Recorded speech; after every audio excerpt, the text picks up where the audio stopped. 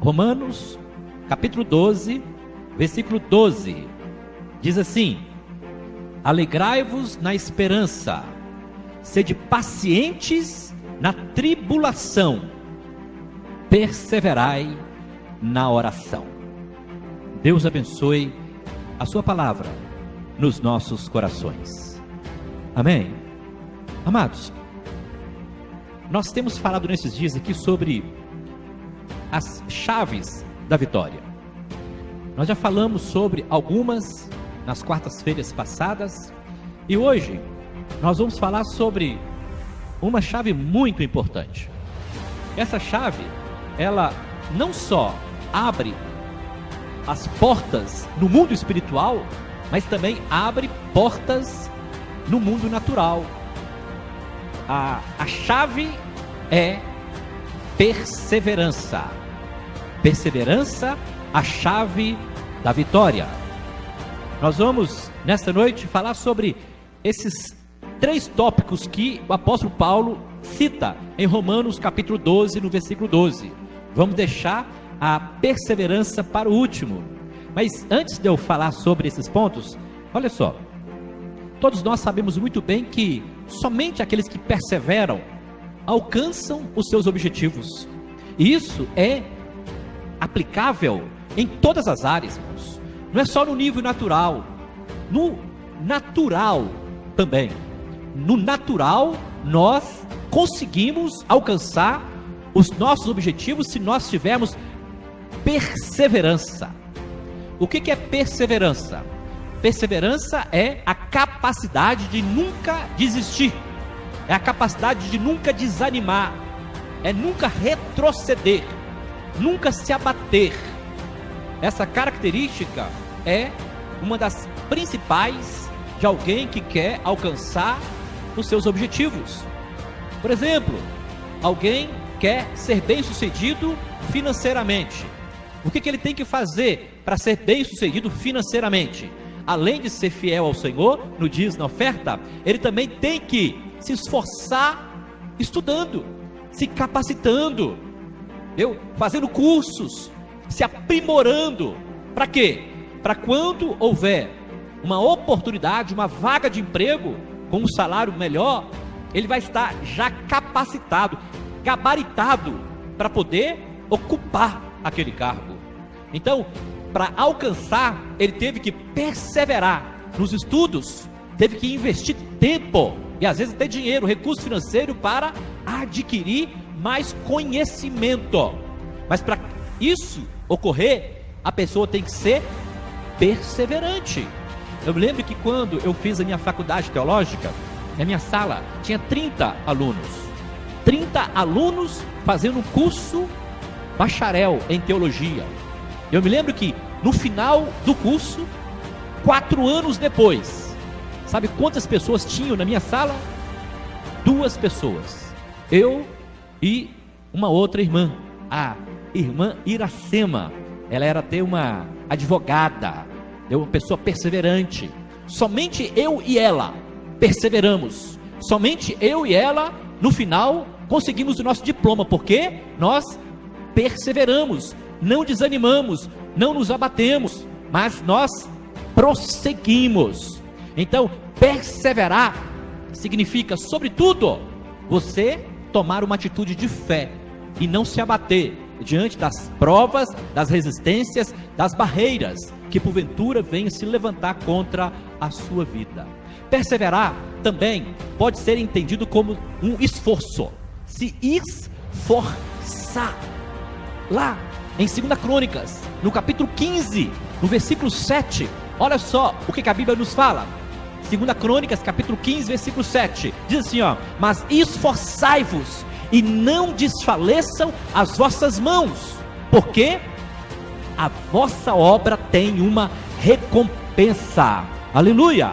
Então, somente quando nós nos esforçamos, quando nós não deixamos vacilar as nossas mãos, os nossos pés, é que nós vamos alcançar a vitória, vamos alcançar a recompensa. Então, mas esforçai-vos, não desfaleçam as vossas mãos, porque a vossa obra tem uma recompensa. Nós só vamos alcançar a recompensa final se nós perseverarmos. Jesus, em Lucas capítulo 13, no versículo 24, ele diz assim, porque esforçai-vos para entrar na porta apertada, porque eu vos digo que muitos buscarão entrar por ela e não alcançarão.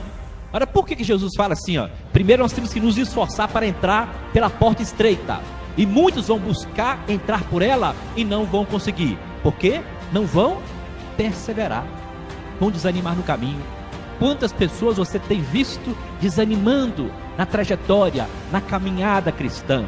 Quantas pessoas que estavam buscando o Senhor aí do seu lado e que hoje não está mais? Quantas pessoas que tinham uma vida, fervorosa, pessoas que buscavam o Senhor nos montes, em oração, que liam a palavra, que jejuavam, que se consagravam, que evangelizavam, que faziam tantas coisas para Deus, e que hoje não fazem. Por quê? Pararam no tempo, não tiveram força para perseverar, não se esforçaram. Irmãos, nós temos que aprender com um personagem que eu sempre cito ele aqui, Caleb. Lá no livro de Josué, no capítulo 14, você vai encontrar registrado uma história bem interessante. Caleb se aproxima de Josué e diz: Josué, lembra quando nós saímos lá do Egito e que Moisés prometeu me dar o monte Hebron por herança? Olha só, passaram-se 45 anos. Passaram-se 45 anos. Hoje eu estou com 85. Ele saiu do Egito com 40. Ele saiu do Egito com 45. Passou por 40 anos pelo deserto. Agora estava com 85 anos. E ele disse para Josué: Josué, hoje eu estou tão forte como no dia em que nós saímos lá do Egito. Sabe o que significa isso? Ele tinha disposição. Uma pessoa que tem perseverança é uma pessoa que tem disposição, uma pessoa bem disposta, é uma pessoa que não desanima facilmente, mas ela corre ao encontro dos seus projetos, dos seus planos, de tudo aquilo que ele tem almejado, seja no nível natural ou no sobrenatural. Então nós precisamos nos esforçar. E aqui, neste texto, Romanos capítulo 12, no versículo 12, o apóstolo Paulo, ele divide o versículo em três partes. Vamos falar aqui rapidamente sobre essas três partes. Quais são as três partes? A primeira parte ele fala assim, alegrai-vos na esperança. Alegrai-vos na esperança. Eu sei que muitas vezes, na caminhada cristã, ocorrem muitas situações difíceis. Acontecem muitas provas, muitas dificuldades, muitas resistências, muitas tristezas nos abatem ou tentam nos abater. Mas o apóstolo Paulo, ele nos orienta aqui, alegrai-vos na esperança. Nós temos que entender que Deus nos chamou com uma viva esperança. Olha só o que está registrado aqui, em 1 Pedro, no capítulo 1, no versículo 3. Bendito seja o Deus e Pai de nosso Senhor Jesus Cristo, que segundo a sua grande misericórdia, nos gerou de novo para uma viva esperança, pela ressurreição de Jesus Cristo dentre os mortos. Aleluia! Sabe o que Pedro está falando aqui? Ele falou o seguinte, que nós fomos gerados de novo. Por que fomos gerados de novo? Porque nós estávamos mortos nos nossos delitos e pecados, mas o Senhor misericordiosamente estendeu as suas mãos, nos tirou do charco de lodo do pecado e nos transportou para o reino do seu amor. Ele nos gerou de novo. Agora, para que ele nos gerou de novo? Pedro responde: para uma viva esperança. O mundo espera pelo governo, pelas suas forças, pela sua sabedoria, pelo seu conhecimento, pela sua própria capacidade. Nós não, nós esperamos no Senhor. Uns confiam em carros, outros em cavalos, mas nós faremos menção do nome do Senhor, o nosso Deus. A nossa esperança é viva, não é morta. A nossa esperança transcende o plano natural. Nós não esperamos somente aqui, agora. A nossa esperança está pela eternidade. Olha o que o apóstolo Paulo fala: se nós esperarmos em Cristo somente neste tempo, nós somos os mais miseráveis desta terra. Então nós não podemos de forma nenhuma esperar no Senhor somente aqui na terra. Neste momento, a nossa esperança é viva porque transcende o natural e entra no sobrenatural e pela eternidade afora, porque a nossa esperança é o Senhor, Cristo em vós, a esperança da glória. Aleluia! Então, a primeira parte aqui do texto, Romanos 12, que o apóstolo Paulo traz para que nós venhamos a ser perseverantes, nós temos que nos alegrar na esperança. Se alegre na esperança. Não fique preso no momento atual. Talvez o momento que você esteja vivendo não esteja lá tão bom, mas se alegre na esperança daquilo que vai vir, daquilo que os olhos naturais ainda não conseguem contemplar, mas que com os nossos olhos espirituais nós podemos ver, nós já podemos perceber a manifestação, o cuidado, a graça, o amor e a misericórdia de Deus sobre as nossas vidas, a começar daqui da terra.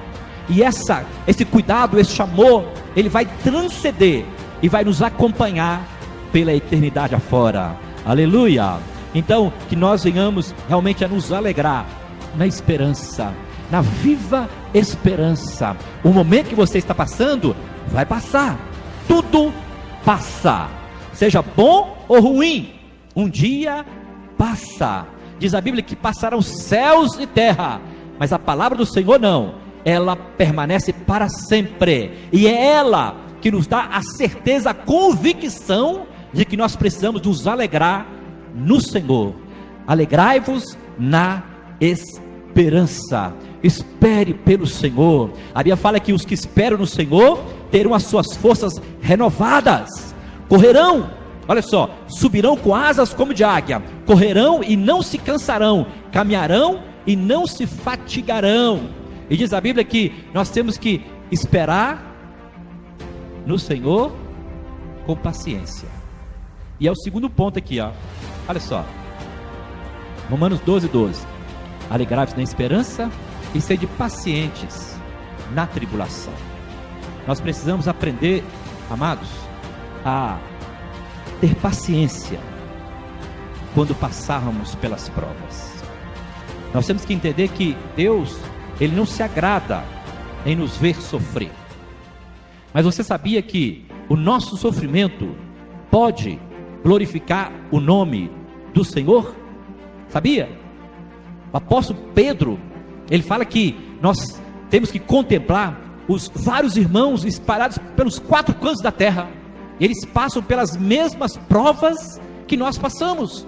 Alguns passam por provas até maiores do que as que nós temos enfrentado, mas isso não pode de forma nenhuma roubar a nossa paciência.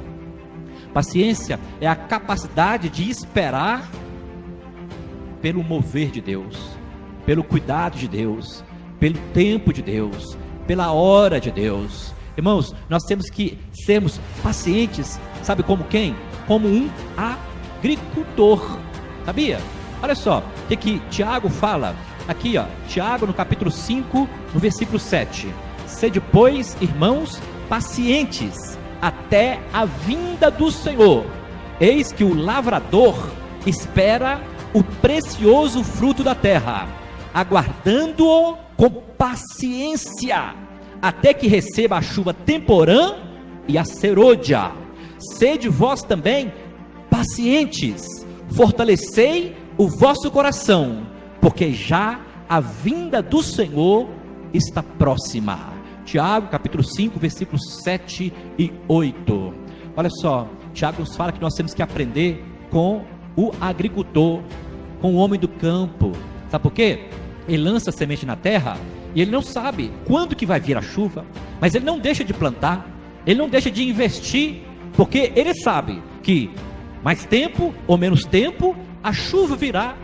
E é interessante que Tiago fala que ele espera 2 tipos de chuva: a chuva serôdia e a chuva temporã. O que é a chuva serôdia? A chuva serôdia é aquela chuva que vem constante sobre a terra. É aquele tipo de chuva que quando cai, parece que não vai parar nunca. O tempo fecha, fica tudo escuro. Aquela chuvinha fina, mas constante. Então, aquela chuva que penetra na terra. É aquela água que cai pouca do céu, mas ela vai com insistência, com perseverança e com paciência, entrando pela terra, até chegar lá nas raízes da árvore, e daqui a pouco vai fazer com que a árvore produza o seu fruto.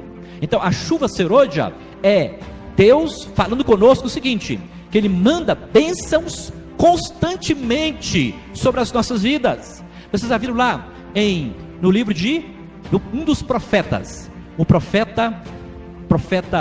um dos profetas menores, ele diz assim, conheçamos e prossigamos em conhecer o Senhor. Oséias capítulo 6, no versículo 3, conheçamos e prossigamos em conhecer o Senhor, porque a nós Ele virá como a alva. Aí diz assim, Ele virá a nós como a alva e como chuva serôdia, que rega toda a terra. Aleluia! Sabe o que significa isso? Deus nos abençoa a tempo e fora de tempo. Toda hora Deus está nos abençoando e nós não percebemos. O cuidado dele nos alcança diariamente. Agora, o que é a chuva temporã? A chuva temporã é aquela chuva que vem quando ninguém está esperando. É aquela chuva que aparece quando o céu está limpo, tem ter sol. O sol está quente e daqui a pouco vem aquela pancada de chuva. É a chuva temporã. Sabe o que significa isso? É Deus nos abençoando quando nós menos esperamos. A chuva serôdia vem constantemente. São as bênçãos do Senhor sobre as nossas vidas constantemente, todos os dias. Deus nos abençoa, assim como a chuva serôdia. Mas Ele também de vez em quando vem com uma bênção especial. É a bênção da chuva temporã. Nós não estamos esperando e ela vem e pum, e nos alcança. Aleluia, glória a Jesus. Então nós precisamos sermos pacientes como o agricultor. Nós não podemos de forma nenhuma perder a esperança. Nós temos que crer que no tempo certo Deus vai operar. Ele vai manifestar o seu poder e vai confirmar aquilo que nós temos tanto buscado do Senhor. E como que nós temos buscado?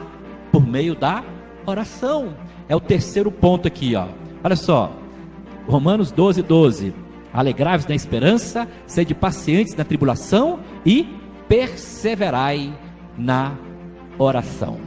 Nós precisamos ser perseverantes em todas as coisas, mas em uma área que nós não podemos de forma nenhuma negligenciar, chama-se oração. Nós temos que orar a tempo e fora de tempo.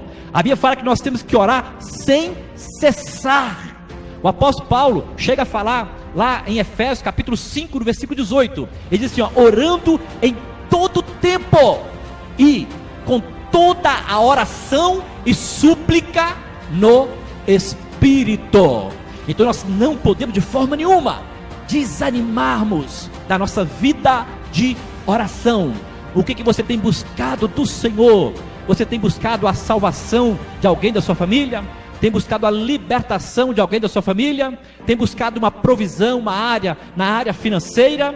Tem buscado uma cura, uma restauração, um milagre, uma bênção? Não importa qual seja, nós precisamos ser perseverantes na oração.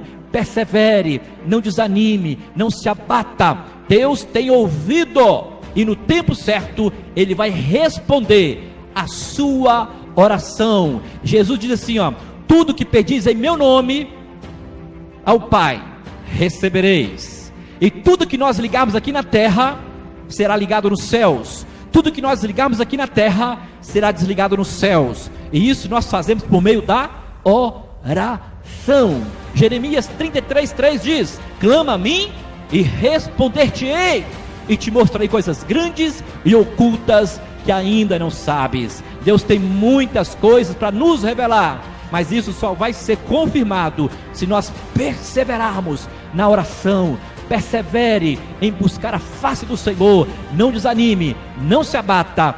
Deus é o seu Ele é aquele que vai estar honrando a sua oração, o seu clamor, a sua súplica. A Bíblia fala que o Senhor é o nosso refúgio e fortaleza, socorro bem presente na hora da tribulação. Então busca o Senhor e com certeza no tempo certo Ele vai agir de uma forma gloriosa, abrindo portas e comportas e confirmando a bênção e a vitória sobre a sua vida e sobre a sua família. Aleluia! Glória a Jesus! Glória a Jesus!